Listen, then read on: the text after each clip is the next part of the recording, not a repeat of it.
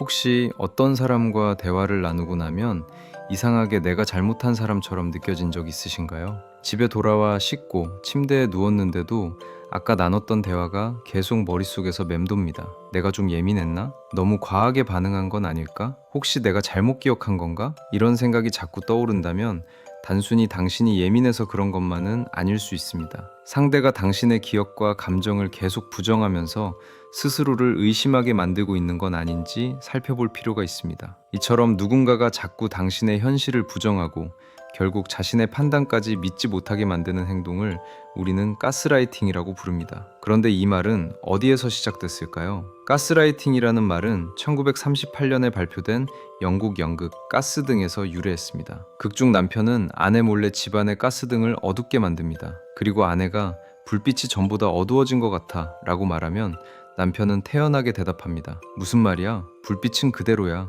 당신이 잘못 본 거겠지. 분명히 눈앞에서 무언가 달라져 있는데도 그 사실을 계속 부정당하다 보니 아내는 결국 자신의 눈과 기억을 의심하기 시작합니다. 이 이야기가 지금까지도 자주 언급되는 이유는 간단합니다. 사람의 현실을 흔드는 방식이 그때나 지금이나 크게 다르지 않기 때문입니다. 가스라이팅은 단순히 어쩌다 한번 거짓말을 하거나 속이는 것과는 결이 다릅니다. 상대의 기억과 판단을 거듭 흔들고 결국에는 그 사람이 자기 자신을 믿지 못하게 만드는 과정에 가깝습니다. 처음에는 아주 사소한 일에서 시작될 수 있습니다. 상대가 며칠 전 분명 이렇게 말했습니다. 이번 주말에 시간 비워놔. 당신은 그 말을 믿고 다른 약속도 잡지 않았습니다. 그런데 막상 주말이 되어도 상대에게서는 아무런 연락이 없습니다. 기다리다 못해 당신이 먼저 묻습니다. 주말에 시간 비워놓으라고 했잖아. 그러자 상대는 태연하게 대답합니다. 내가 꼭 만나자고 한 건 아니잖아. 그냥 시간이나 비워두라는 뜻이었지. 넌 왜 내가 한 말을 항상 약속처럼 받아들여? 분명 처음에는 시간을 비워놓으라고 한 사람이 연락하지 않은 게 문제였습니다. 그런데 대화를 나누다 보면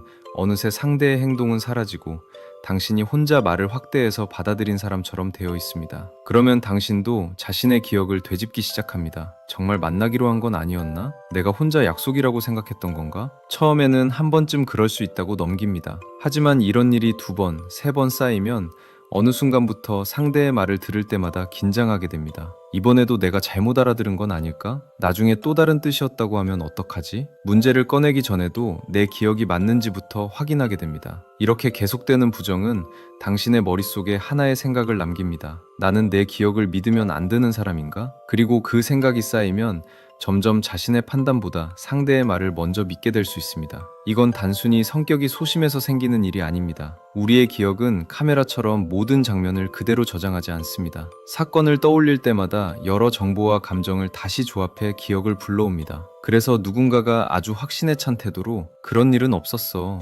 네가 잘못 기억한 거야. 또 혼자 의미를 부여하고 있네? 이런 말을 거듭 듣다 보면 분명히 보고 들었던 일조차 의심하게 됩니다. 혹시 정말 내가 잘못 기억한 걸까? 내가 너무 감정적으로 받아들인 건 아닐까? 그래서 가스라이팅을 겪어온 사람은 시간이 지날수록 말하기 전에 더 많이 망설이고 결정을 내리기 전에도 상대의 반응부터 살피게 됩니다. 자신감이 부족한 사람이어서가 아니라 자신을 믿지 못하도록 계속 흔들려 왔기 때문입니다. 그렇다면 이 흐름은 어떻게 끊을 수 있을까요? 지금부터 실제 대화에서 바로 사용할 수 있는 세 가지 방법을 얘기 드리겠습니다. 첫 번째, 지금 느끼는 감정을 먼저 알아차리세요. 가스라이팅을 당하는 순간 가장 먼저 찾아오는 감정은 혼란입니다. 그런데 많은 사람들은 이 혼란을 감추기 위해 오히려 더 열심히 설명하려고 합니다. 아니, 내 말은 그게 아니라 처음부터 다시 설명해 볼게. 내가 왜 그렇게 느꼈는지 들어봐. 하지만 말이 길어질수록 상대는 당신의 표현 하나하나를 붙잡고 대화의 방향을 다시 바꾸려 합니다. 그래서 처음에는 이렇게 말해보세요. 잠깐, 지금 얘기가 자꾸 다른 쪽으로 흐르는 것 같아. 이 한마디면 충분합니다. 누가 맞고 틀렸는지를 바로 따지기보다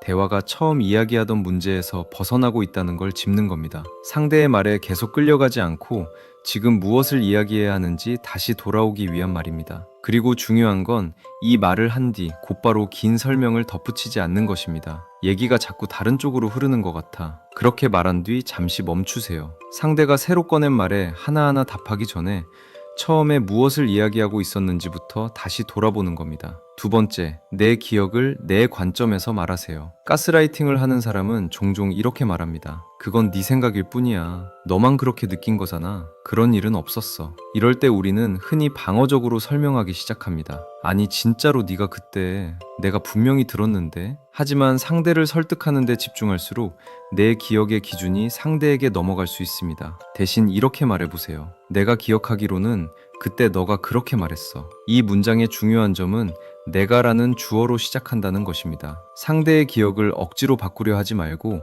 내가 기억하는 경험을 내 자리에서 분명하게 말하는 겁니다. 내가 기억하기로는 달라. 나는 그때 그렇게 들었어. 내가 경험한 상황은 그랬어. 이렇게 말하면 상대가 동의하지 않더라도 내 기억까지 포기하지 않을 수 있습니다. 중요한 건 상대를 거짓말쟁이로 몰아붙이는 게 아니라 내가 보고 들은 것을 스스로 먼저 부정하지 않는 것입니다. 세 번째, 대화의 방향을 해결로 돌리세요. 가스라이팅이 심해지면 대화는 점점 누가 맞고 누가 틀렸는가의 싸움이 됩니다. 그런데 그 싸움에 계속 머물수록 당신은 더 많은 것을 설명해야 하고 더 많은 에너지를 잃게 됩니다. 이때 이렇게 말해보세요. 누가 맞고 틀린지를 따지기보다 우리 이걸 어떻게 풀어갈지 이야기했으면 좋겠어. 그래서 지금 무엇을 하면 좋을까? 이 문장은 두 가지를 동시에 보여줍니다. 나는 대화를 무조건 피하려는 것이 아니라는 것. 하지만 지금과 같은 방식으로는 해결이 되지 않는다는 것. 만약 상대가 정말 문제를 풀고 싶어 한다면 구체적인 해결책을 이야기하기 시작할 겁니다. 다음부터는 미리 연락할게. 그 부분은 내가 미안했어. 우리가 다르게 기억하고 있으니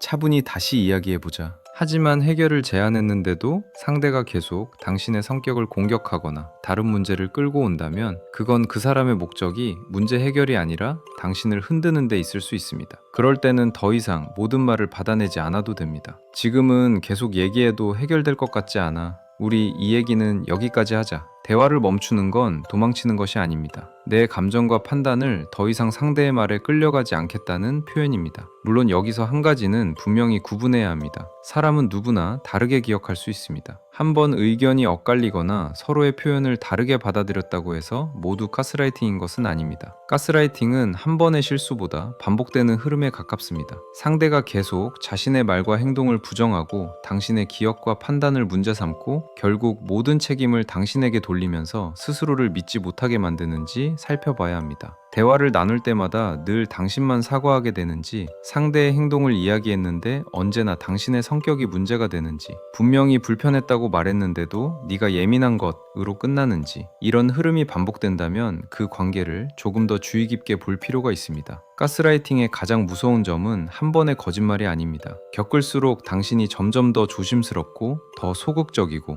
더 자신을 의심하는 사람이 되어간다는 것입니다. 말하기 전에 눈치를 보고 기억이 맞는지 몇 번씩 확인하고 결국에는 상대가 틀렸다는 사실보다 내가 잘못했을 가능성을 먼저 찾게 됩니다. 하지만 반대로 생각하면 이 흐름을 알아차리는 순간부터 다시 나를 믿는 연습도 시작할 수 있습니다. 오늘 말씀드린 세 가지를 기억해 보세요. 지금 느끼는 감정을 먼저 알아차리는 것, 내 기억을 내 관점에서 말하는 것, 대화를 해결이 가능한 방향으로 돌리는 것. 이건 상대와의 말싸움에서 이기기 위한 방법이 아닙니다. 상대의 말에 흔들리는 순간에도 내가 보고 느낀 것을 놓치지 않기 위한 방법입니다. 진짜 강한 사람은 어떤 말에도 상처받지 않는 사람이 아닙니다. 상처받고 혼란스러운 순간에도 자기 자신을 완전히 놓치지 않는 사람입니다. 당신이 느낀 감정에는 이유가 있습니다. 당신의 기억과 판단도 함부로 무시되어서는 안 됩니다. 혹시 여러분도 누군가와 대화를 나눈 뒤 내가 너무 예민한 건가? 내가 잘못 기억한 걸까? 이렇게 자신을 의심했던 적이 있으신가요? 비슷한 경험이 있다면 댓글로 여러분의 이야기를 들려주세요. 누군가에게는 그 댓글이 나만 겪은 일이 아니었구나 하고 자신을 다시 믿어보는 계기가 될 수 있습니다. 오늘 영상이 도움이 되셨다면 좋아요와 구독으로 함께 해주세요. 앞으로도 관계 속에서 나를 잃지 않는 방법을 쉽고 현실적인 심리 이야기로 전해드리겠습니다. 그럼 오늘도 끝까지 시청해주셔서 진심으로 감사드립니다.